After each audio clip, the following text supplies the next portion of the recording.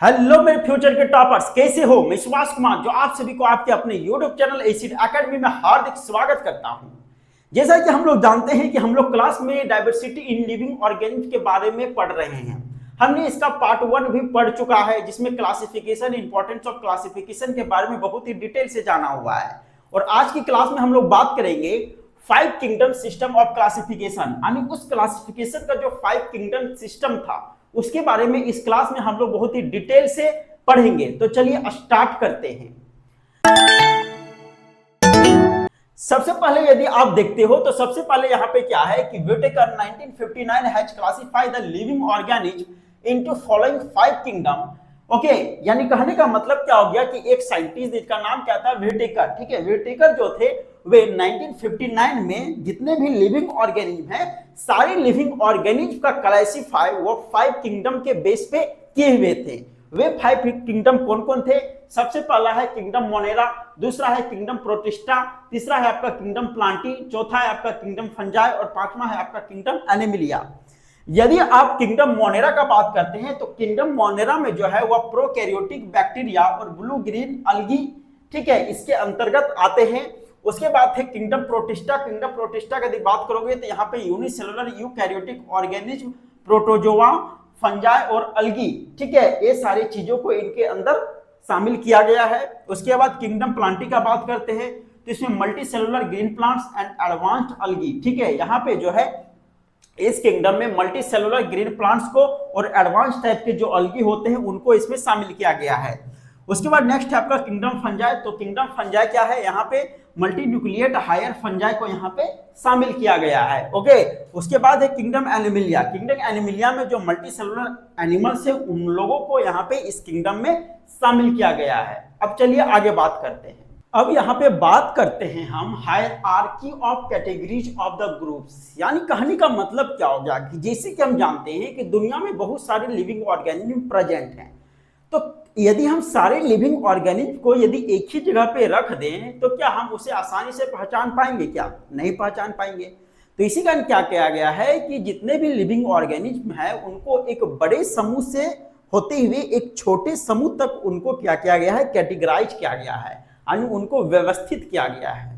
Okay, जो यहाँ पे यदि आप देखोगे तो सबसे बड़ा जो समूह होता है उसको हम क्या बोलते हैं? किंगडम। फिर इससे छोटा वाला को क्या बोलते हैं? फाइलम या तो डिवीजन बोलते हैं। फिर इससे छोटा को हम क्लास बोलते हैं। फिर इससे छोटा ऑर्डर, फिर इससे छोटा फैमिली, फिर इससे छोटा जीनस और फिर इससे छोटा स्पीसीज। ओके, यदि किंगडम के एग्जांपल का बात करते हैं तो यहाँ पे एनिमिलिया, उसके बाद फाइलम डिवीजन में चौडाटा, उसके बाद यहाँ पे हो गया क्लास में मैमेलिया, ऑर्डर में आपका हो गया प्राइमेट्स, उसके बाद फैमिली में हो गया आपका होमिनिडेई, उसके बाद जीनस में हो गया आपका होमो, उसके बाद स्पीसीज में हो गया आपका होमो सैपियंस हो गया। ओके, आप इसको कुछ इस प्रकार से यदि समझ सकते हो कि मान के चलिए कि आपको कोई एड्रेस में जाना है, ठीक है ना, तो आपको यदि कोई बोल दिया इंडिया, तो इंडिया में कहाँ जाओगे भाई? कोई स्पेसिफिक एड्रेस है क्या आपका? नहीं है। उसके बाद बोलेगा स्टेट का नाम बोलेगा, फिर भी आप नहीं खोज पाओगे। फिर बोलेगा डिस्ट्रिक्ट, फिर भी नहीं खोज पाओगे। फिर क्या होगा? सिटी, फिर भी नहीं खोज पाओगे। फिर क्या होगा? उस एरिया के बारे में बोलेगा, फिर भी नहीं खोज पाओगे। फिर स्ट्रीट बोलेगा, पर स्ट्रीट में भी बहुत सारे घर होते हैं, कौन सा हाउस नंबर, तब हाउस नंबर यदि आप जानोगे तो फिर वहां से आसानी से पहुंच पाओगे। तो कहने का मतलब क्या हो गया कि एक घनी आबादी में आप यदि हो, वहां पे किसी एड्रेस का यदि बात किया जा रहा है तो उस एड्रेस में आसानी से नहीं पहुंच पाओगे, ठीक है। उसके बाद धीरे धीरे क्या होगा कि लो कैटेगरी में, यानी धीरे धीरे उस बड़े एरिया से छोटे छोटे एरिया में यदि आप आते रहोगे, नीचे की तरफ आओगे, तो फिर क्या होता है कि आपका विजन जो है, आपका एड्रेस जो है क्लैरिफाई होते चलेगा। ओके, उसी तरह यहाँ पे है कि यदि भारत का बात करेगा तो जान ही नहीं पाओगे भाई, ठीक है ना। फिर भारत के बाद देखोगे कि कौन स्टेट में, फिर स्टेट के बाद देखोगे कि कौन डिस्ट्रिक्ट में है, उसके बाद डिस्ट्रिक्ट के बाद देखोगे कि कौन शहर में है, उसके बाद देखोगे कि कौन एरिया में है, फिर कौन स्ट्रीट में है, फिर उसका हाउस नंबर क्या है।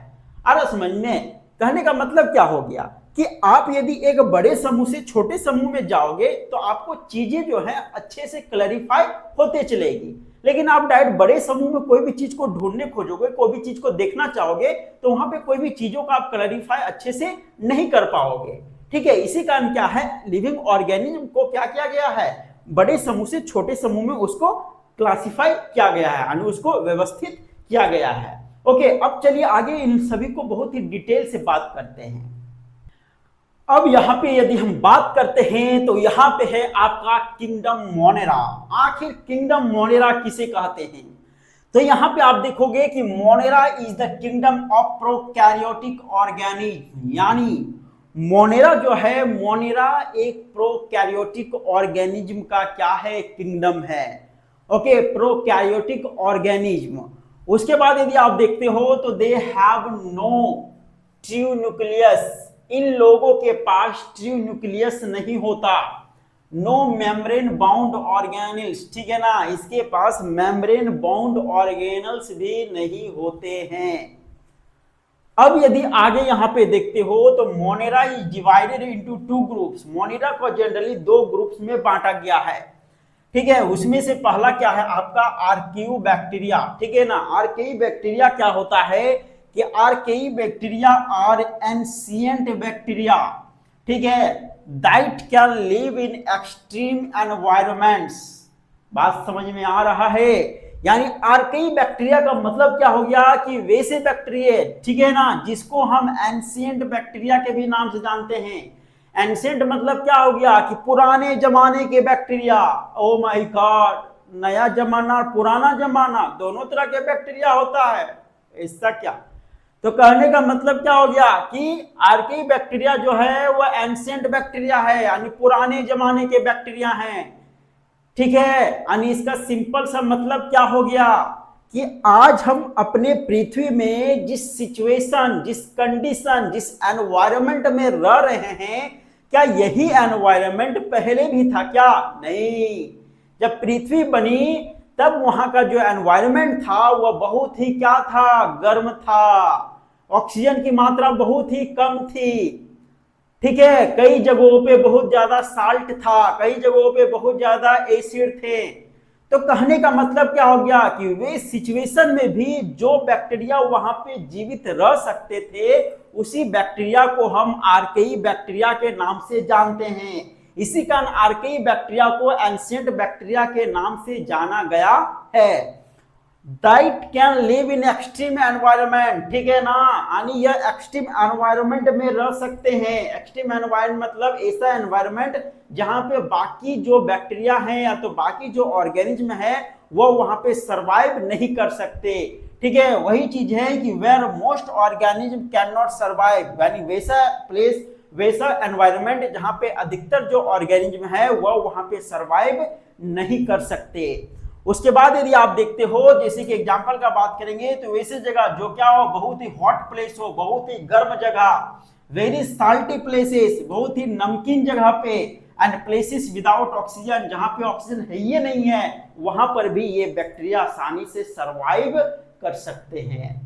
ओके, अब आगे बात करते हैं तो आगे क्या है कि they obtained energy from chemicals like, ठीक है ना, ये जो है एनर्जी कहां से प्राप्त करते हैं? कुछ केमिकल से, जैसे कि अमोनिया हो गया, मीथेन हो गया, हाइड्रोजन सल्फाइड हो गया, ठीक है। ये सारे केमिकल से ये अपना एनर्जी प्राप्त करते हैं। यानी सिंपल सा भाषा में हम क्या बोल सकते हैं?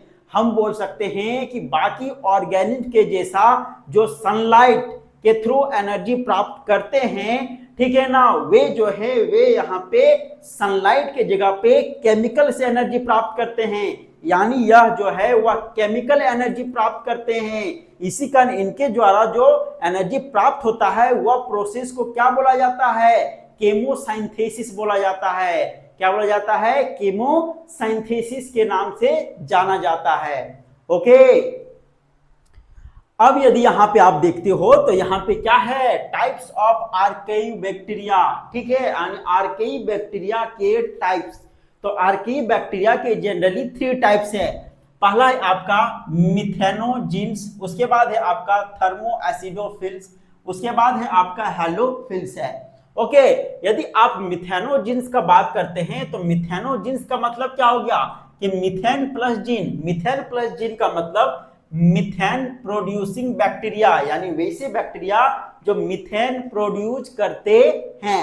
ओके, उसके बाद आगे क्या है कि प्रोड्यूस मिथेन गैस CH4, यानी ये क्या करेंगे? ये मिथेन गैस प्रोड्यूस करेंगे, यानी CH4 प्रोड्यूस करेंगे।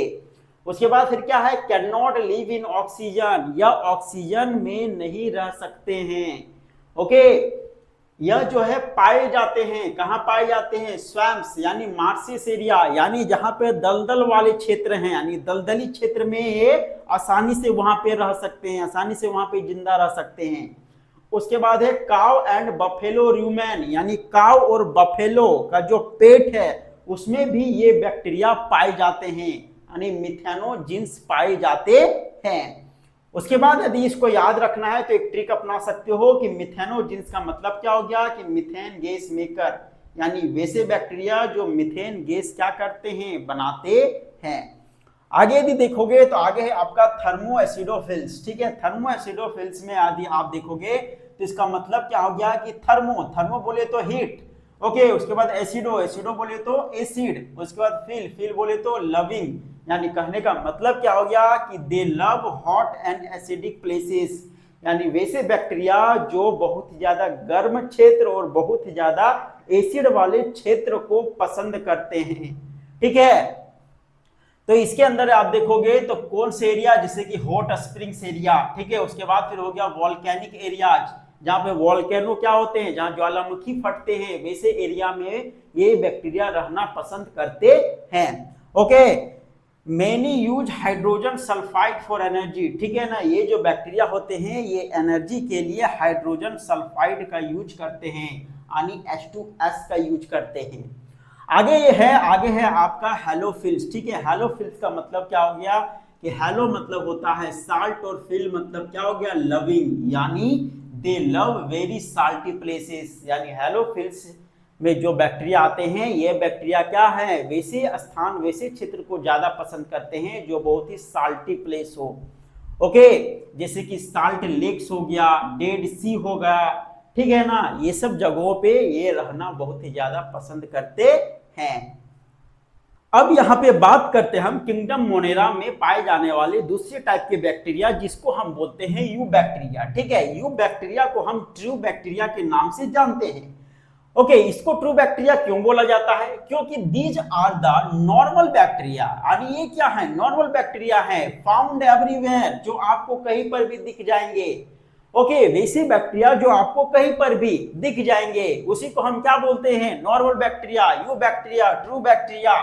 ओके, इनके फीचर्स क्या होते हैं, इनके फीचर्स यह हैं कि ये प्रोकैरियोटिक सेल के बने होते हैं। ठीक है, इनमें सेल वॉल प्रेजेंट होता है, प्लाज्मा मेम्ब्रेन भी प्रेजेंट होता है। ओके, उसके बाद साइटोप्लाज्म कंटेन्स राइबोसोम, ठीक है ना, साइटोप्लाज्म में राइबोसोम्स भी क्या होते हैं, प्रेजेंट होते हैं। इसमें नो ट्रू न्यूक्लियस, ठीक है ना, इसमें ट्रू न्यूक्लियस नहीं होता है, नो माइटोकॉन्ड्रिया, इसमें माइटोकॉन्ड्रिया भी नहीं होता, एंड नो क्लोरोप्लास्ट, ठीक है, और इसमें क्लोरोप्लास्ट भी नहीं होता है। ये जनरली पाए कहां जाते हैं भाई, ये जनरली हवा में भी पाए जाएंगे, वाटर में भी पाए जाएंगे, सॉइल में भी पाए जाएंगे, फूड में भी पाए जाएंगे, ह्यूमन बॉडी में पाए जाएंगे, यानी ये कहीं पर भी पाए जाएंगे, यानी किसी का भी पीछा नहीं छोड़ते हैं, हर एक जगह, I am always present everywhere. ठीक है ना, तो ये क्या थे, ये थे आपके यू बैक्टीरिया।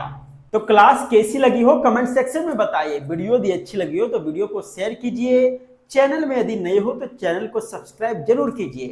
तो मिलते हैं नेक्स्ट पार्ट के साथ नेक्स्ट वीडियो में, तब तक के लिए धन्यवाद।